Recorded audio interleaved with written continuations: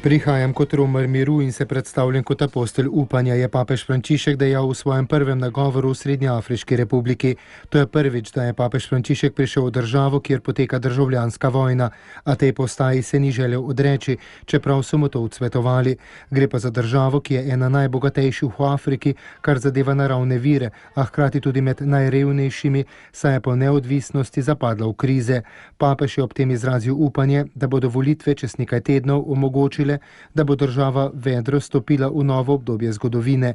Sicer pa je nagovor osredotočil na ustanovno geslo države, enotnost, dostojanstvo, delo.